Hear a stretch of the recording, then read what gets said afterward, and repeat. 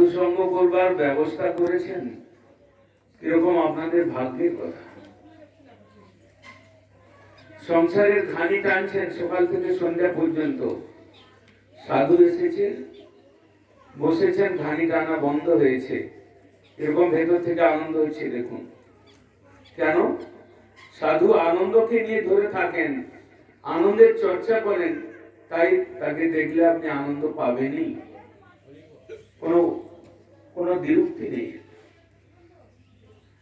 আপনারা দুঃখী, আমরা কিন্তু সুখী, কেননা সুখময় হরিকে ধরেছি আমরা, তাকে জীবন সর্বস্ব করেছি বলে আমরা সুখী। আপনাদের যেদিন বুদ্ধিবৃত্তি সুপ্রসন্ন হবে, আপনারা ভগবানকে ধরবেন, ভগবানকে না ধরে যা কিছু করবেন সবই দুঃখে ভরা থাকে। তদা কৃষ্ণাবৃত্তা, সাধুর সঙ্গে যদি চলতে থাকেন, সাধুর সঙ্গে যদি কৃষ্ণ নাম করতে থাকেন, সাধুর সঙ্গে যদি একাদশী করেন, নগর পরিক্রমা করেন, গ্রাম পরিক্রমা করেন, তুলসীর সেবা করেন, সাধুর যদি সেবা করেন, এই জগতের কিছু বস্তু, ছেলে মেয়ে নাতি পাওয়া বা অর্থ পাওয়া, বাড়িটা বা গাড়িটা পাওয়া, এতখানি ছোট জিনিস সাধুরা দেন না। সাধুর সঙ্গে একটু কৃষ্ণ নাম গাইলে ওপারে যাওয়ার পথ পরিষ্কার।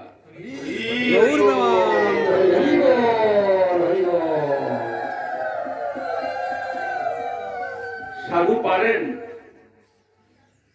আপনার ওপারে যাওয়ার রাস্তাটা ঠিকঠাক ব্যবস্থা করে দিতে পারে। কিতাব জ্বালায় জ্বলছে, আপনি স্বীকার করুন বা না করুন, আপনি জ্বলছেন, আপনার বন্ধু বান্ধব জ্বলছে, আপনার গ্রামের লোক জ্বলছে, দুমুঠো খাওয়ার জন্য গাধার মতো পরিশ্রম, দুমুঠো খেয়ে বাঁচবার জন্য গাধার মতো পরিশ্রম। মহাজন কি বলছেন? গর্দবের মতো আমি পরিশ্রম, কার লাগি করিয়ে এত না হয়েছিল ভ্রম। আমি গর্দবের মতো পরিশ্রম করছি, কার জন্য করছি সেই ভ্রমটা আমাদের দূর হলো। ঘুরিয়ে ফিরে বিচার করে দেখবেন, ওই পেটে দুমুঠো তো দিতে হবে, আর একটা লুঙ্গি বা গামছা, একটা কাপড় দিয়ে শরীরটা আবৃত করতে হবে, আর বর্ষা বা রোদ থেকে বাঁচবার জন্য একটা টিন বা চালা ঘরে মাথা গুঁজতে হবে। এছাড়া আমাদের এখানে নেওয়ার কিছু নেই। নেওয়ার যদি থাকে, সাধুকে ধরুন। অমৃত, আনন্দ, মহাধন, প্রেম, এগুলো নেওয়ার জন্য যদি ইচ্ছা হয়, তাহলে সাধুকে ধরুন। তাহলে একাদশী শুরু করুন, নিরামিষ খাওয়া শুরু করুন। বাঁচবার কোনো পথ নেই, জম আছে পিছে। একটা পুকুর থেকে মাছটাকে তো ধরলেন, আপনি যখন হাতের মুঠায় আপনার এলো, আপনি যখন জলের থেকে নিয়ে বাড়ির থালা বাসনে রাখলেন, আপনি তো বুঝতে পারছেন ও কিরকম ছটফট করছে। ও কি আপনাকে আপনার হাতে পেয়ে আপনাকে আদর করছে না, আপনি ওকে আদর করছেন। তারপরে বটিটা বের করে যখন আপনার স্ত্রী কাটতে শুরু করবে, ওর খুব সুখ হচ্ছে, খুব আনন্দ পাচ্ছে না? ও যা পাচ্ছে আপনার কাছে ফিরে আসবে, যা কাজ করবেন তার রিয়েকশন আপনার কাছে আসবে। আপনি জিভাতে দিলে খুব ভালো লাগছে তো ভেজে ঝোল করে দিলে, কিন্তু ওর জিহাও ছিল, আপনি কোনো ভাওতা দিয়ে ওকে ধরে এনেছেন, ও যা কষ্টটা পাচ্ছে, আপনি জিহায় এখন সুখটা নিয়ে নিন, পরের জন্মে বা জীবনের শেষকালে অপেক্ষা করুন, ওই ছটফটা নিয়ে আপনাকে পেতে হবে।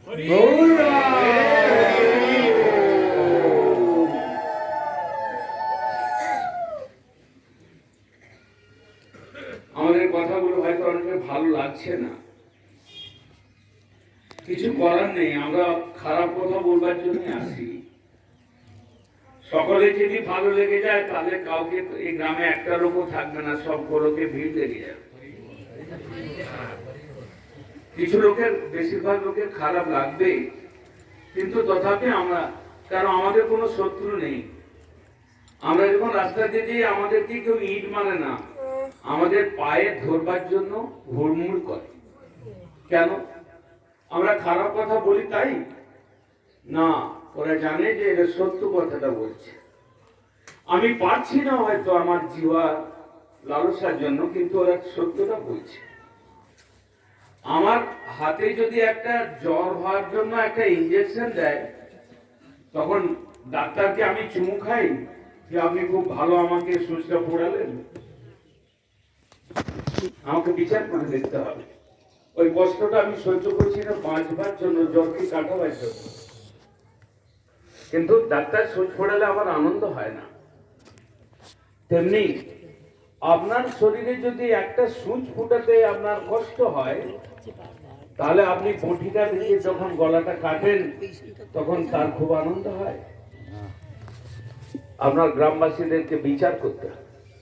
সাধুরা এসেছে এই কথা বলে গিয়েছিল, এটা সত্য কি মিথ্যা। একটা জিহ্বার লালসা, আমরা ডাল ভাতও খেতে পারি আর মাছকে কুচিয়ে ঝোল করেও খেতে পারি। আমাকে যদি আমার ধান চাষের জমি থাকে, ডাল ভাত থাকে, একটা প্রাণীকে কেন কষ্ট দেব? চিন্তা করে দেব।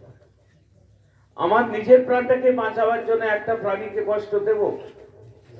সেটা কোন শাস্ত্রে বা কোন সিদ্ধান্তে কোন পণ্ডিত ব্যক্তি সে কথা বলেন না। সে কথা নাই কহে বিজ্ঞজন, এ দেহ পতনোন্মুখ। যে দেহটা মরবে সেই দেহটাকে বাঁচাবার জন্য অনেককে মারবো। যে দেহটা একদিন নিশ্চয়ই মরবে সেই দেহটাকে বাঁচিয়ে রাখবার জন্য কয়েকটাকে মারবো।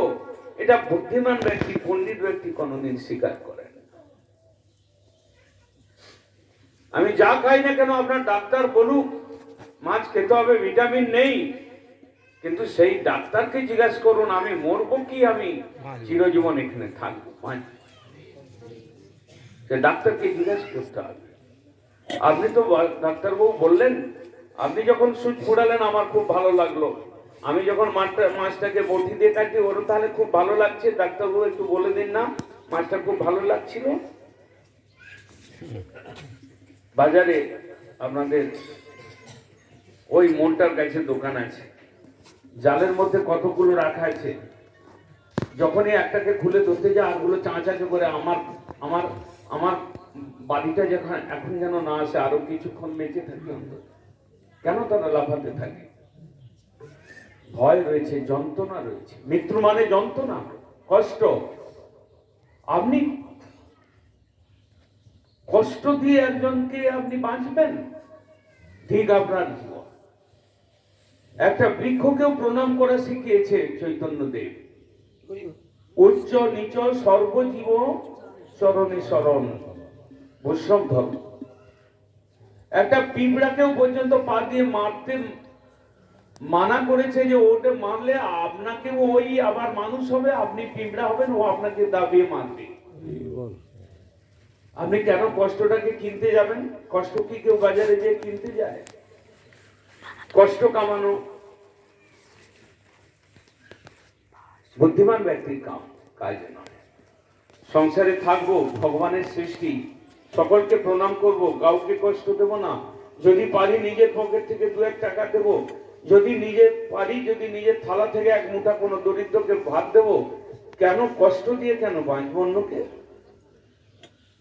বুঝে দেব। আপনার গ্রামে আগেও 2বার এসেছি, এই 3য়-বার। আসতে মন চায় না, মনে হয় 7 সমুদ্র 13 নদীর ওপারে আছে, পাটকেলবেড়িয়া।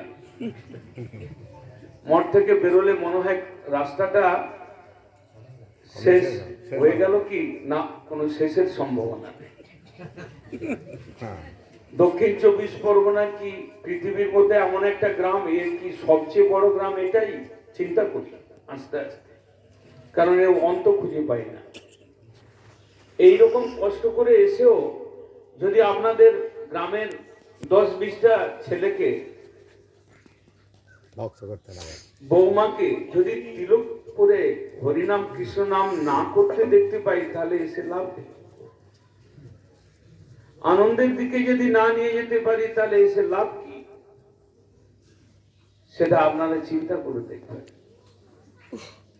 আমরা চাই কপালে প্রত্যেকের তিলক দেখি, আমরা চাই প্রত্যেকের বাড়িতে তুলসী থাকুক, জল দিক, ধূপবাতি দিক। আমরা চাই একাদশীর দিন অন্তত ভাতটাকে দূরে রাখুক। আমরা চাই সাধুরা এলে 10টা টাকা দিয়ে প্রণাম করুক। আমরা চাই চৈতন্য দেবের জন্মোৎসব এলে নবদ্বীপে কৃষ্ণ বলো সঙ্গে চলো, এই মাত্র ভিক্ষা চাই। আমরা এগুলো চাই, তাতে জীবন শান্তি আনন্দ। এই পথ একটাই পথ, আর দ্বিতীয় কোনো পথ নেই। ভগবানকে বাদ দিয়ে শান্তি, সেই শান্তিটা অন্য জায়গায় পাবেন, সেটা শ্মশানের শান্তি, কিন্তু অন্য কোনো জায়গার শান্তি নয়।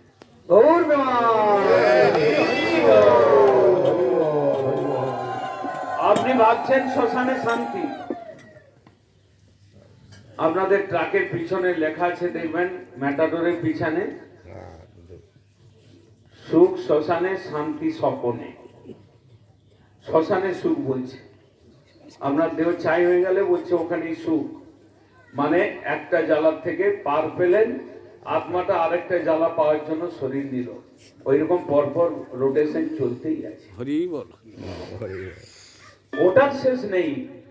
সুখ বা শান্তি পাওয়ার কোনো পথ নেই। ও গরব ধান্দায় ঘুরতে থাকবেন। একমাত্র কৃষ্ণ নাম শ্রী চৈতন্য দেবে এনেছেন। ওই নাম বলবে যবে পুলক হবে, ঝরবে আঁখি বলি তাই। বলবে যবে পুলক হবে, ঝরবে আঁখি বলি তাই। কৃষ্ণ বলো সঙ্গে চলো, এই মাত্র ভিক্ষা চাই। আর কোনো পথ নেই। তাই বিদেশের লোকগুলো জুতো বাদ দিয়ে আর কাঁচা মাংস খেত, আগুনে একটু ঝলসে, ওইগুলো বাদ দিয়ে এখন নবদ্বীপে হরে কৃষ্ণ করছেন। দেখবেন, যান, ওগুলো সব কি বোকা না গাধা? ওগুলো প্রচুর পয়সার মালিক। ওরা বুঝতে পেরেছে যে কৃষ্ণ নাম ছাড়া কলিযুগে কোনো গতি নেই। তাই বলছেন কৃষ্ণ বলো সঙ্গে চলো, এই মাত্র ভিক্ষা আছে। আপনাদের দক্ষিণ 24 পরগনায় অনেক মানুষ মেতে উঠেছে হরিনামে। অনেক ভক্ত হরিনাম করছে, অনেক ভক্ত সাধু সেবা করছে, অনেক ভক্ত বৈষ্ণব সেবা করছে, অনেক ভক্ত গুরু সেবা করছে, অনেক ভক্ত কৃষ্ণ সেবা করছে। ওইটা দেখেই ভালো লাগে, আনন্দ লাগে, তাই বারবার আসে।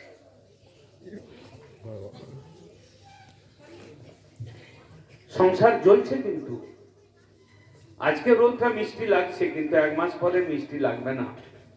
আপনি তখন কাপড়ের নিচে বসতে বাধ্য হবেন। সংসারটা আজকে ভালো লাগছে, কিন্তু কালকে আপনি জ্বলবেন, ভেতর থেকে এমন জ্বলবে। ক্ষুদিরাম বসু ফাঁসি নিয়েছিলেন, এরকম সংসারে অনেক লোক ফাঁসি নেওয়ার জন্য দৌড়াদৌড়ি করছে। বাঁচার রাস্তা নেই, ভেতরে শান্তি নেই। স্ত্রী থেকে জ্বালা, ছেলের থেকে জ্বালা। যার জন্য গাধার মতো খেটে মানুষ করলো, সেই লাথি মারছে। সেই জন্য পলাইতে পথ নাই, জমাচ্ছে। এই গ্রাম নয় পাশের গ্রাম, পাশের গ্রাম নয়, পৃথিবীতে যত গ্রাম আছে, যত গ্রামের মনুষ্য আছে, যারা কৃষ্ণকে বাদ দিয়ে আছে, যারা ভোগে উন্মত্ত রয়েছে, প্রত্যেকেই জ্বলছে, ভেতরে শান্তি নেই। আমাদের কাছে খবর আছে। আপনারা তো এক গ্রামে থাকেন, অন্য গ্রামের লোক আপনাদেরকে বলবে না। কিন্তু আমরা যখন প্রত্যেক গ্রামে গ্রামে যাচ্ছি, খালি পায়ে পড়ে, মাথা ঘষে, চোখ দিয়ে জল পড়ে। কেন? আমাকে দেখি ওর কান্না পড়ে গেল, আমি মরে গেলাম নাকি উনি কান্না করছে? ওনার ভেতর থেকে ত্রিতাপ জ্বালায় যে জ্বলছে, সেটা বাষ্প হয়ে চোখ দিয়ে বেরিয়ে আসছে।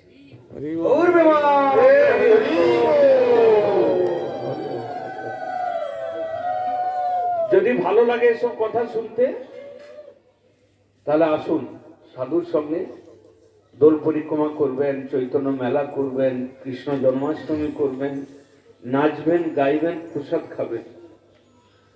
এর থেকে বড় আনন্দ আর কি রয়েছে? অনেকে কথা তো নিয়েছেন, হরিনাম করেন, শুদ্ধভাবে হরিনাম করা, হরিনামের ঝোলাটাকে একটু পরিষ্কার রাখবেন, সন্ধ্যাবেলা হলে কীর্তন করবেন, গলা ছেড়ে কীর্তন করবেন। কিসের ভয়? নাম ঢঙ্কার ধ্বনি করিয়া যাইবে ভেটিবে মুরলী দল। কৃষ্ণ নাম জোর করে গাইতে গাইতে এগিয়ে চলুন না, দেখবেন রাস্তায় কৃষ্ণ আসছে ওদিক থেকে, দেখা হবে।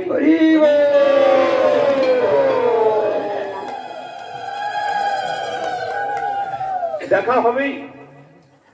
কালো ছেলে হোক বা নিজের বেশটাকে ঢেকে কোনো মানুষের বেশে হোক, কোনো বৃদ্ধের বেশে হোক, আসবেই। আপনি যদি কাদর্শনে নাম ডাকতে থাকেন, পালাতে পথ পাবে না। পলায় দুরন্ত কলি বড়িয়া বিভ্রাটে। কৃষ্ণ নাম করলে কলি আর পালাতে পথ পায় না। আর আপনার কাছে যদি ভক্তি থাকে, ভগবানও পালাবার পথ পাবে না। হরি বল, হরি বল। বিল্লমঙ্গল জানেন তো,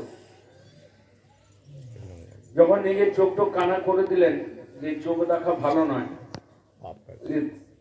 অন্য বস্তুতে মনকে নিয়ে যায়, চিন্তামণি বেশ্যার তারা তিরস্কৃত হয়ে গেছেন, তো বৃন্দাবনের পথে যাচ্ছে। এমন এক জায়গায় অবস্থা হলো যে আর চলতে পারছে না, বয়সও হয়েছে, কৃষ্ণ কৃষ্ণ বলে কাঁদছে। তা কৃষ্ণ নিয়ে একটা বাচ্চার ছেলে এসে এসে হাতটা ধরে বলছে, দাদু কোথায় যাবে? বলে আমি বৃন্দাবনে যাই। বিল্লমঙ্গল দেখবেন হাতটা খুব নরম, খুব শীতল। আমাদের হাত তো ধরলে গরম দেখা যায়, টেম্পারেচার আছে 94, 98 ডিগ্রি, কিন্তু দেখছি হাতটা শীতল স্পর্শ করে। বিল্লমঙ্গল চিন্তা করছে, ছেলেটা কে, আমি তো চিনি না, এ তো আমাকে কোন পথে নিয়ে যাবে। আচ্ছা বলে, চলো দাদু, আমি আসো, কোনো চিন্তা নেই তোমার, তোমাকে ঠিক জায়গায় আমি পৌঁছে দেব। তুমি যে খোঁজে বেরিয়েছ, ঠিক জায়গায় আমি পৌঁছে দেব। ওই তুমি কৃষ্ণের ধামে যাবে তো? কৃষ্ণই ধরেছে তাকে হাত আর বলছে, কৃষ্ণের ধামে যাবে তো? আমি ঠিক পৌঁছে দেব। কৃষ্ণই নিয়ে যাচ্ছে। সেই জন্য এই সংসারে কে কার সাহারা নিয়ে আছে, দুদিনের খেল। কেউ কাউকে ভালোবাসছে স্বার্থে, কেউ কাউকে হয়তো স্বার্থ ছাড়াও ভালোবাসছে, কিন্তু দুজনে ছাড়াছাড়ি হয়ে যাচ্ছে, আয়ু শেষ, এই হচ্ছে সংসার। কিন্তু এক জায়গায় যে কোনো ছাড়াছাড়ি নেই, যেখানে গোলক, যেখানে বৃন্দাবন, যেখানে কৃষ্ণের পাদ পদ্মে পৌঁছে যাবেন, সেখানে ছাড়াছাড়ির কোনো ব্যাপার নেই। ওনার নাম অচ্যুত, উনি যাকে ধরেন আর তাকে ছাড়েন না।